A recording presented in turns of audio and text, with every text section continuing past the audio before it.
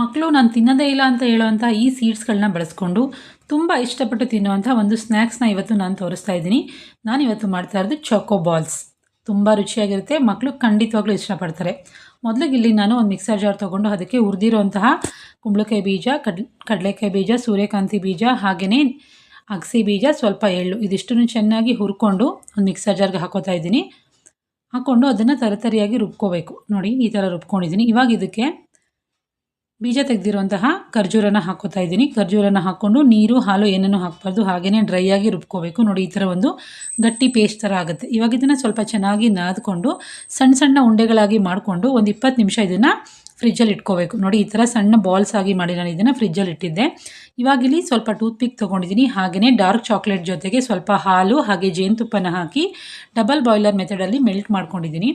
ಇವಾಗ ನಾವು ಮಾಡಿಟ್ಕೊಂಡಿರೋಂಥ ಲಡ್ಡುಗಳನ್ನ ಈ ಚಾಕ್ಲೇಟ್ ಸಿರಪಲ್ಲಿ ಡಿಪ್ ಮಾಡಿ ಮತ್ತೆ ಇದನ್ನು ಒಂದು 20 ನಿಮಿಷ ನಾವು ಫ್ರಿಜ್ಜಲ್ಲಿಟ್ಟರೆ ಹೆಲ್ದಿ ಆ್ಯಂಡ್ ಟೇಸ್ಟಿಯಾಗಿರುವಂತಹ ಚಾಕ್ಲೇಟ್ ಬಾಲ್ಸ್ ರೆಡಿಯಾಗುತ್ತೆ. ಖಂಡಿತವಾಗ್ಲೂ ಫ್ರೆಂಡ್ಸ್, ಇದು ಹರ್ಷೀಸ್ ಚಾಕ್ಲೇಟ್ ತಿಂದರೆ ಯಾವ ರೀತಿ ಟೇಸ್ಟ್ ಇರುತ್ತೋ ಹಾಗೇ ಇರುತ್ತೆ. ಒಂದ್ಸಲಿ ಟ್ರೈ ಮಾಡಿ.